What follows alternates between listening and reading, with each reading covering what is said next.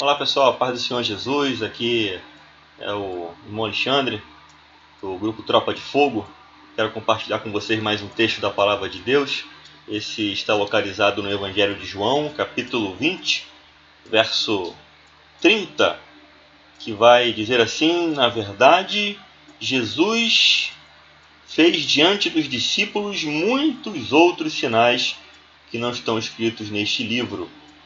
Estes, porém, foram registrados para que creiais que Jesus é o Cristo, o Filho de Deus, e para que, crendo, tenhais vida em seu nome. Quando os apóstolos escreveram os evangelhos, eles escreveram o evangelho com um propósito principal. O propósito principal era mostrar, provar realmente para quem iria ler esses textos que Jesus realmente era o Messias de Deus, o enviado de Deus, o ungido, o Cristo de Deus. Era esse o propósito principal de todos os evangelhos. Porque sem essa comprovação, sem essa certeza, Jesus ele não passaria de mais um profeta, de mais um milagreiro, de mais alguém que fez muitos prodígios na história de Israel. Então, esse destaque da messianidade de Jesus precisava ficar evidente. Então, você percebe que João, no seu evangelho, ele faz um destaque interessante, que é o que eu li com vocês agora, dizendo que Jesus ele fez diante dos discípulos muitos sinais, muitas maravilhas, muitos milagres que não estão nesse livro. Por que não estão? Porque apesar de serem sinais, de serem maravilhas, eles não provam a messianidade de Jesus. Aí ele vai continuar dizendo: estes, porém, foram registrados para que creiais que Jesus é o Cristo. Palavra grega, Cristo, hebraica, Messias, ambas simbolizam o ungido, o Filho de Deus, e para que crendo tenhais vida em seu nome. E acredito eu que não só João fez isso. Marcos, Lucas, Mateus, todos eles fizeram a mesma coisa. Ao relatar os milagres de Jesus, os milagres que foram selecionados para serem registrados, eles foram selecionados de propósito, para que realmente revelasse o quê? Que Jesus ele é de fato o Messias. E por que dessa importância? Por que dessa preocupação em Jesus não ser colocado como mais um profeta? Simplesmente porque essa é uma promessa que vem lá do Antigo Testamento, de que Deus iria enviar o seu Messias, que iria restaurar o povo de Israel, que ia resgatar o povo, que ia, enfim, redimir o povo de uma vez por todas. Essa promessa messiânica, ela estava viva na época de Jesus. Viva através, provavelmente, por causa dos livros proféticos. Livro do profeta Isaías, livro de Jeremias, Ezequiel e assim por diante. Livros que não tinham um destaque dentro da sinagoga, como os livros da lei, o Pentateuco, um destaque tão elevado, mas eram lidos, passaram a ser lidos no decorrer dos anos dentro das sinagogas e trouxe uma esperança muito grande para a nação de Israel de que o Messias iria chegar. Não é à toa de que, na época de Jesus, muitos falsos messias se levantavam. Pessoas que diziam que eram messias, enfim, mas para ser messias era preciso cumprir alguns requisitos. E esses requisitos eram sinais que eram classificados, colocados como milagres messiânicos. Por exemplo, só o Messias poderia curar um leproso. Só o Messias poderia, na época de Jesus, curar um leproso. Só o Messias poderia curar um homem com a mão mirrada, a mão direita mirrada. Só o Messias poderia expulsar um demônio mudo surdo, porque era um demônio que não falava, não pronunciava o seu nome. E se ele não pronunciava o seu nome, quem não detém um nome não detém o controle. Então só Deus para poder expulsar esse demônio. Só o Messias poderia trazer cura na orla das suas vestes. Não é à toa que aquela mulher com fluxo de sangue, onde ela toca? Na orla da veste de Jesus. Só o Messias poderia ressuscitar alguém no 4º dia de morto. Só o Messias. Até o 3º dia, ok. Mas 4º dia? Não, 4º dia só o Messias. Só o Messias poderia curar uma pessoa cega de nascença. Cega de nascença. Lembra daquele homem cego de nascença, onde Jesus ele fez lama, fez lodo, cuspiu no chão, fez lodo e colocou nos seus olhos? Era um homem cego de nascença, que os discípulos perguntaram: o que esse homem fez para nascer cego? O que aconteceu? Os seus pais, enfim. Então, Jesus disse: não, ele nasceu cego para que resplandeça a glória de Deus.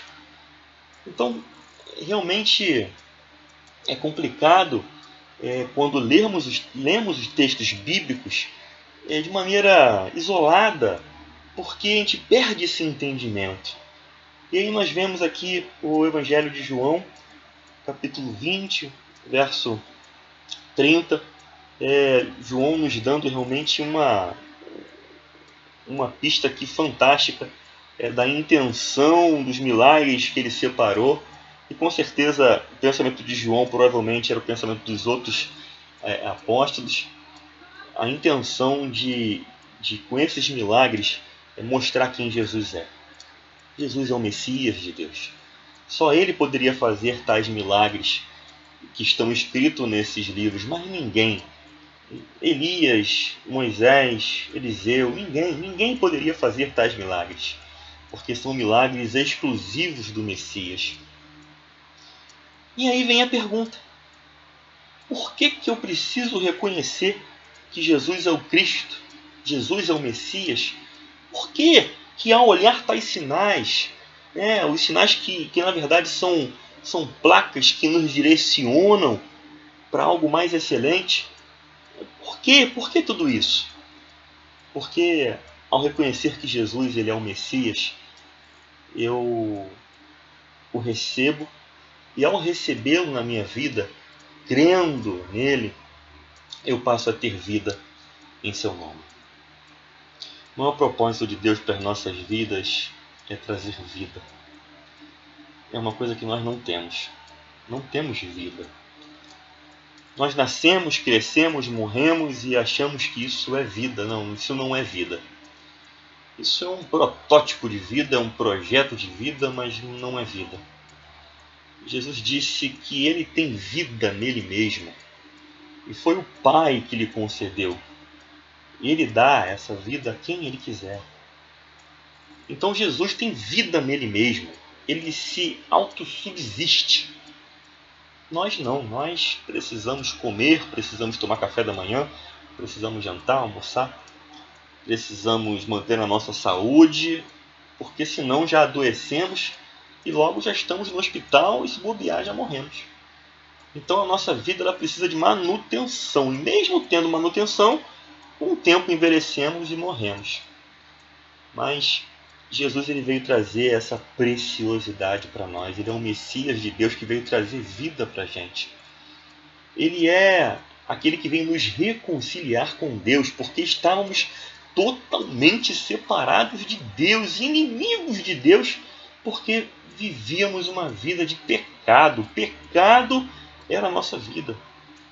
Mas aí Jesus se fez pecado por nós, se entregou por nós. A dívida que era para que eu pagasse foi paga por ele. Tudo que era contrário a mim foi pregado na cruz, numa cédula, foi cravado na cruz. E eu recebi o perdão de Deus de todos os meus pecados, sejam eles quais forem, mediante o meu arrependimento e mediante eu confessar Jesus como o Senhor e Salvador da minha vida. A acreditar que ele morreu por mim. E ao fazer isso, eu recebo Ele como meu Messias e passo a ter vida em seu nome.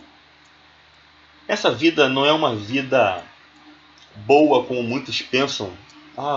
Vida boa para mim seria estar em Cabo Frio, numa casa de praia. Vida boa para mim seria estar curtindo num cruzeiro em Miami. Vida boa para mim, não.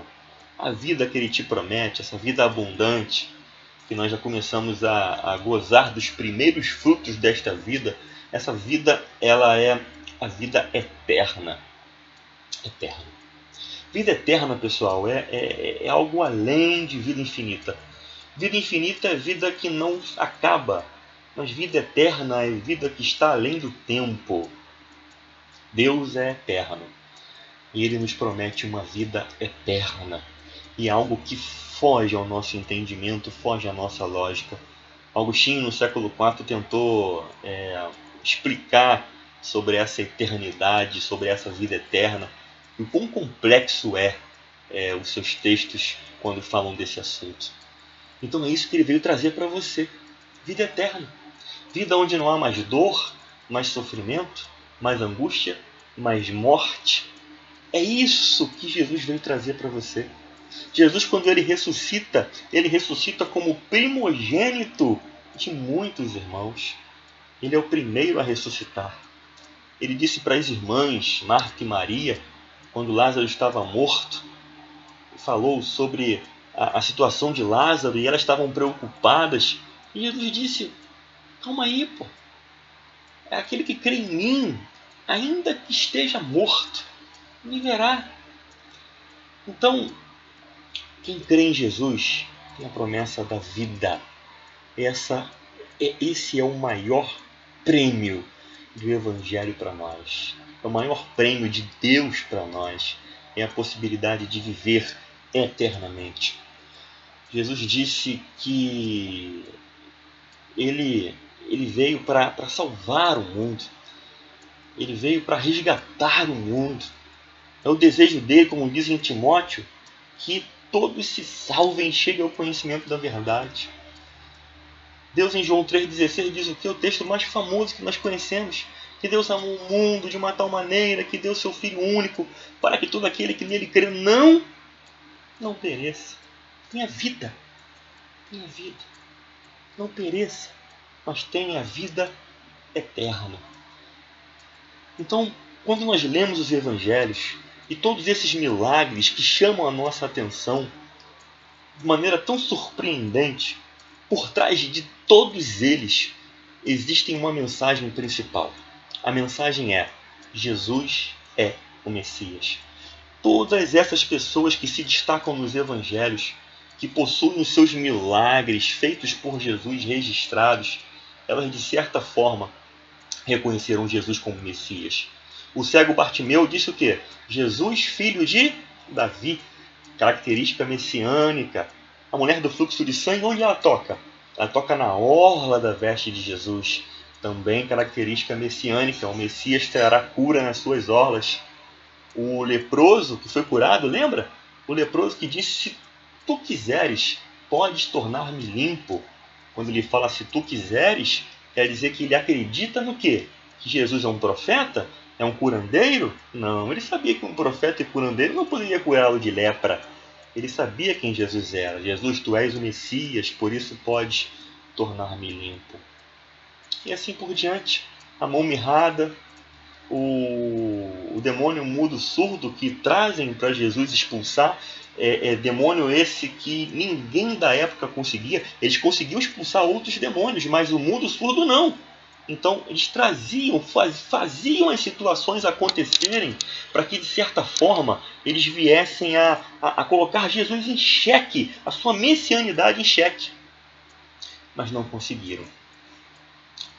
Não é à toa que, após a morte de Lázaro e após o 4º dia, Jesus o ressuscitando, após esse milagre, eles decidem matar Jesus. É a gota d'água. Não há mais como retrucar e dizer que esse homem que saiu de Nazaré não é o Messias. Esse carpinteiro não é o Messias. É verdade que ele não tinha o perfil idealizado da época para o Messias esperado, mas tudo o que ele fez comprova quem ele é. Os sinais apontam para algo mais excelente. Então eu termino esse vídeo dizendo uma coisa: não fique apenas nos sinais.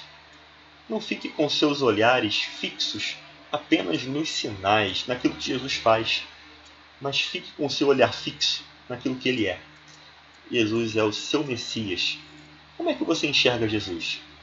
Sabia que ele fez essa pergunta para os discípulos? Como as pessoas me enxergam? O que dizem de mim?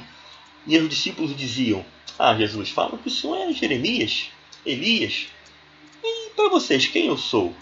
E aí Pedro, não é esse? Cheio do Espírito, teve uma revelação de Deus: Não, tu és o Cristo, o Filho do Deus vivo.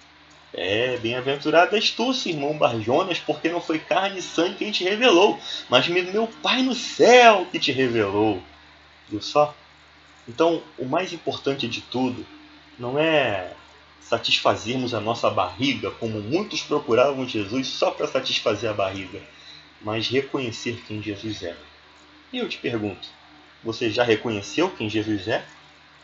Você busca Ele por Ele ser o Messias da sua vida e porque Ele vai te trazer vida, e vida em abundante? Já te trouxe vida? Ou você busca a Jesus pelas mazelas da nossa vida, pelas coisas que são efêmeras, passageiras? Fica aí a reflexão para a nossa vida, tá bom? Jesus fez muitos outros milagres, outros sinais, não estão nesse livro. Por quê? Não vem ao caso, não tem tanta relevância. Mas esses que estão escritos não, são deveras importantes, porque revelam que Jesus é o Cristo. E eu acreditando que Ele é o Cristo, eu tenho vida no seu nome. Amém? Deus te abençoe, em nome de Jesus.